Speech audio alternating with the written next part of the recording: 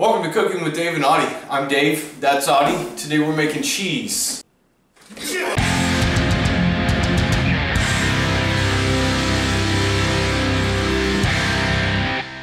We're going to do a simple little ricotta cheese. So I got half gallon of half and half here.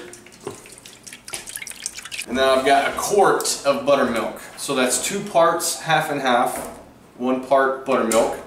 Buttermilk is the acid that we're going to use to separate the curds and whey from this cheese. And then we're going to drain it off in some cheesecloth. So, the only other thing we need to put in there, and I should have thought about it, what we need to add to that is some salt. And we need a good bit of salt, some fairly heavy seasoning. That should be pretty good there. This is going to go on the stove. We're going to bring it up to a low simmer, turn it off, let it cool down. By then everything will have separated. Then we drain it through some cheesecloth. Easy peasy. We need to dress some cheesecloth, and this stuff is really fiddly. It's not very much fun to mess around with. I need to cut a couple segments out of here.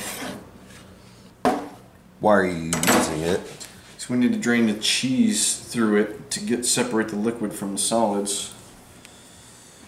And then you gotta open it up, and you can never find the edges of it. It's fucking impossible.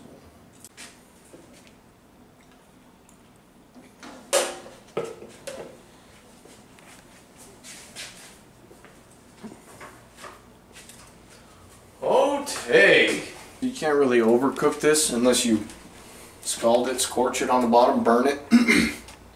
But you don't want to mess with it too much. You want your chunks to be as big as possible. Gives you a better texture in the final product. So you don't want to go whipping it, you know, with a whisk or stirring it up too much with a wooden spoon. You don't want to let it boil too aggressively, which is why we're only bringing it up to a low simmer.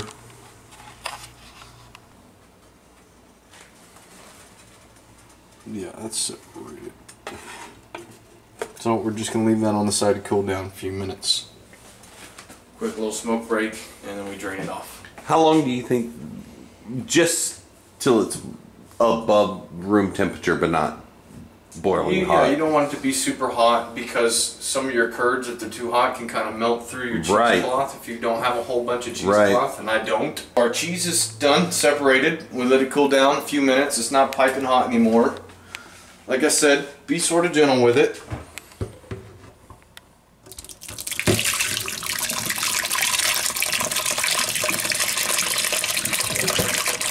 And it looks like there's a lot of milk going to waste there. All that white liquid.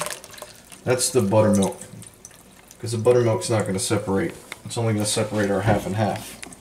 It's in the cheesecloth. It's there to drain. It's going to take a while. You don't want to mess with it too much while it's draining. It's going to take probably an hour or 2, maybe 3. And then when it's drained enough to be at the consistency that you want, and we'll show you how we like ours. But you can do it a little softer, a little firmer. There's a little wiggle room Depending on how much... Depending on how you like yours. How dry you want it. Exactly, how dry you want it. And then we're going to check seasoning a little bit, and then it's done. We put it away and we use it on something delicious. Yeah, we do. We let our cheese drain. We stopped it when we were happy with its consistency. I like mine a little wet, sort of creamy. I just stuck it in this jar so I could transport it. Now we need to get the cheese out of the cheesecloth, which is a little chore sometimes. And I just want to get it into this bowl here, so I will pour off most of it. Like that there. If you wanted to be really fussy about it, like you could get in between each layer of cheesecloth, because there's always going to be some caught in there. There's definitely going to be some waste to this.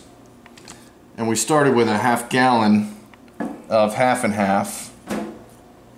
And we got, what, like maybe a cup and a half of cheese out of it, something like that. What would you say that is? About a cup and a half? Yeah, maybe 2. But check out the texture of that. Creamy. If you want it drier than that, let it drain longer. If you want it more moist and creamy. Don't drain it as long. This is kind of where I like mine. Especially if you're going to be putting it in like pastas, lasagna, stuff like that. You want it a little bit moist. Yeah. If you're just going to be putting it on top of something, let it drain a little bit more. It's a little drier, a little more crumbly, and you can kind of put it on top of a salad or something like that. But I think it's time we have a taste. Audie, what do you think? I think you're right, brother. It's super rich and creamy. Sort of almost buttery. There's a little brightness to it from the buttermilk. There's a slight bit of acidity to it. And it's got a good amount of salt. Like when we made this, I put heaps of salt into that mixture. Most of that salt's going to drain away as you're draining your cheese. You need enough in there to be left over in the cheese for it to be seasoned well. Now, if you made this and it doesn't have the saltiness that you want, you could add salt just to the cheese. I think it's better to do it from the beginning and try and hit it right on. If we needed to adjust the seasoning now, we could. If you put too much salt, you're kind of screwed. There's no taking salt out of this. Yeah. He's smiling. He's smiling. That is so good, and you hit it on the head with the seasoning. The seasoning, no shit, is perfect. Yeah. That's how you make ricotta cheese. It's really easy. You can do it yourself. We're cooking with Dave and Audie. I'm Dave. That handsome fella is Audie. We appreciate you watching our videos. If you like them, please subscribe to our channel. Put a like on your favorite video. Leave us a comment. Tell us what you want to see. We're trying to hit 100 subscribers because then we get to eat another wicked hot chili pepper. We love you. Have an awesome day.